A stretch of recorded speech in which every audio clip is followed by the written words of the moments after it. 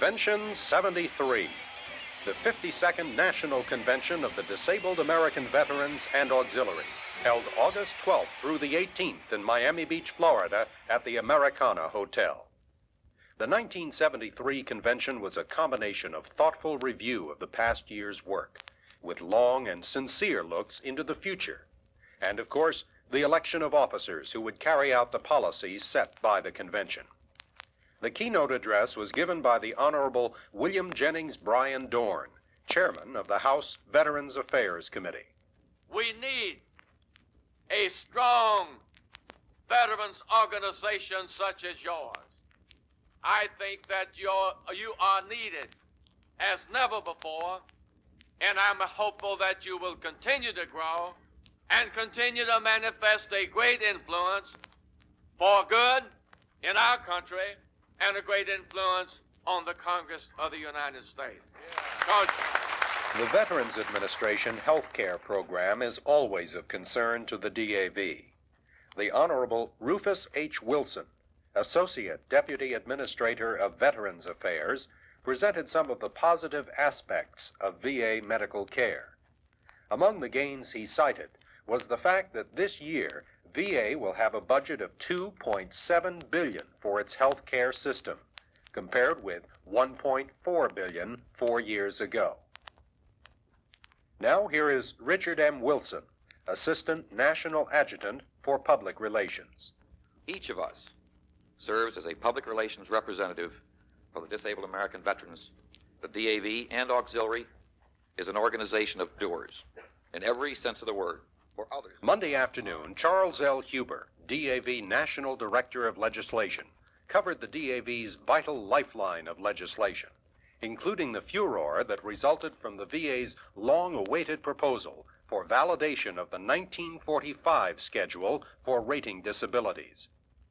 National Services Director John Keller's report was succinct and to the point. I say to all chapters and all departments, listen to the young member. Encourage his comment and his opinion.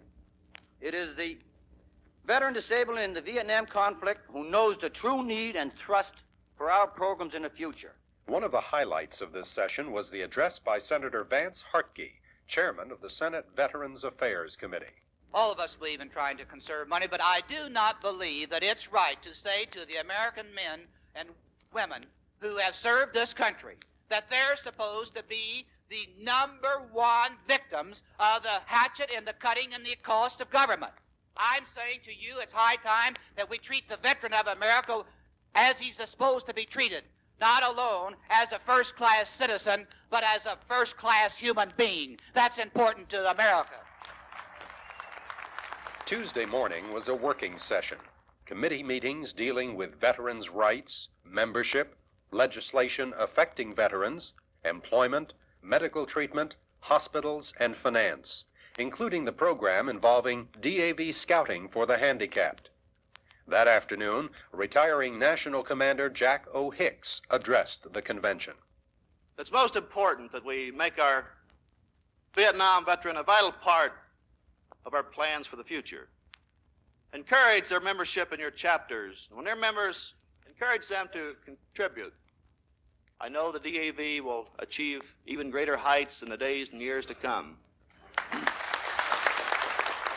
Important areas of employment for disabled veterans were reported by Norman B. Hartnett, National Director of Employment, who after his address presented the first annual LVER Award, Local Veterans Employment Representative, to Mr. Billy R. Threlkeld, Fayetteville, Arkansas, for his exceptional work in getting jobs for disabled veterans. A rainy Wednesday, August 15th, was a real working day for the convention. A full day of committee meetings, workshops, association meetings, special events such as the Forget-Me-Not Luncheon, and the gathering of the 28 women members of the DAV who were in Miami for the convention. The convention started its wind-up on Thursday with an address by Congressman Olin Tiger Teague. I went to the White House soon after this rating schedule thing happened. And when I got within about 10 feet of the president, he said, "Now, Tiger, I didn't know what was in that thing. I would like to see maybe the Congress meet about half the time they do in Washington and spend the other half the time back in their home districts learning just exactly what's going on back there. Thursday night was a night for recognition. Mike Johnson was recognized as Outstanding Disabled Veteran of the Year, and recognized for his outstanding contributions to humanity was Sammy Davis Jr., tapped by the Disabled American Veterans as Outstanding Citizen of the Year. Friday brought the recommendations of the nominating committee and elections. It was made official that night when the new national officers were installed. The unity of the DAV once again was reinstated, the warmth and brotherhood reaffirmed. After all, that's what DAV is all about. Once again brought into focus by Convention 73.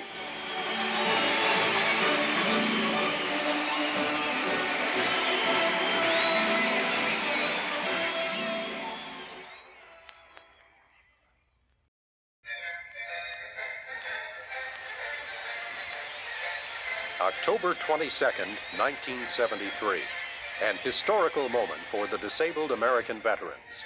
Groundbreaking ceremonies for the new National Service Headquarters building in Washington, D.C. The ultra-modern complex, designed as a model of accessibility for the handicapped, will house the DAV National Service and Legislative Headquarters. Provide a place for visitors to Washington to learn more about how the DAV works. A building DAV members can call their own when they visit the nation's capital. It will give the Washington staff more room and better working conditions than ever before. It will contain more than 2 stories of exhibit area and house meeting and seminar rooms for both public and private activities. But perhaps most of all, it will stand as a tangible and enduring reminder that the DAV exists as a unified force, dedicated to helping the wartime disabled veteran. It will stand as a visible symbol of an inner spirit, the brotherhood of the DAV. Among the many dignitaries present at this momentous groundbreaking were Veterans Affairs Administrator Donald Johnson, Congresswoman Margaret Heckler of the House Committee on Veterans Affairs, and DAV National Commander John T. Sovey, who perhaps most of all caught the spirit and essence of the occasion.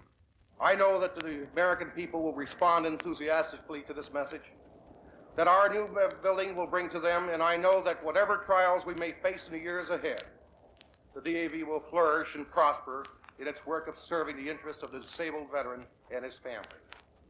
Now let's get on with getting this building up and working ourselves and our comrades, and let's see the thing rise. Thank you. And so it did begin. October 22nd, 1973.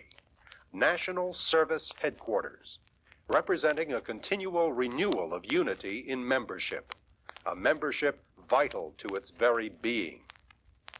Without a growing, energetic membership, the DAV cannot move forward in any area. Mr. George H. Seal, Director of Membership and Volunteer Services, feels that involvement has a great impact on this all-important facet of DAV.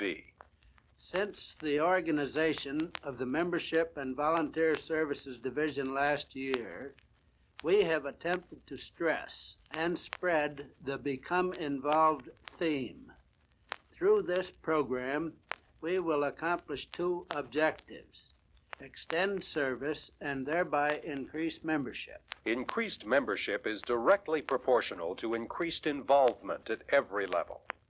There will be a growing amount of material available to the chapters to help increase membership, including such professional aids as a 25-minute membership film. Other projects have been initiated, such as the National Field Service Units, to reach out to the public and carry the DAV message. Increased membership concerns involvement, and involvement concerns you. This is your National Commander, John Sovey. On February 27th, I will formally present the 1974 legislative program of the Disabled American Veterans to the Veterans Affairs Committees of the House and Senate. Most of the legislative mandates received from our 52nd DAV National Convention in Miami will have already been drafted into bills, introduced into Congress, and assigned to the appropriate committee. The main thrust of the legislative objectives will be the goal of obtaining an increase in the rates of VA disability compensation. H.R. 11469 and S2710 are the DAV compensation bills introduced at DAV request by Congressman William Jennings Bryan Dorn and Senator Vance Hartke, the chairman of the House and Senate Committees on Veterans Affairs. During a series of meetings in Washington last November, Director of Legislation Charles Huber and I outlined the DAV compensation proposal to these two Veterans Affairs leaders. In accordance with the convention mandate, the DAV-sponsored bills propose a 15% across-the-board increase in the current rates of disability compensation, as well as dependency allowance. Satisfying another convention mandate, the legislation also includes a provision to authorize a long-awaited increase in the special monthly compensation payable as statutory awards to service-connected veterans who have suffered a loss or loss of use of a limb, an eye, or other organs or functions. This request for a 15% increase may seem high to some until viewed in the light of inflation and cost of living figures. In the past 8 years, increases in compensation have averaged around 34%. The cost of living within the same time frame has risen 42%. Thus, since 1965, the actual purchasing power of the compensation dollar has lagged 8% behind the rate of inflation. From these figures, it can readily be seen that far from being excessive, the DAV request for a 15% increase in rates is relatively modest and indeed necessary to restore lost purchasing power. We urge all DAV and auxiliary members to supplement the national efforts in Washington by requesting your elected representatives to actively support the passage of the DAV compensation bills, H.R. 11469 and S2710, when they are considered by the Congress. The increase is just and fair. This legislation must be passed by Congress.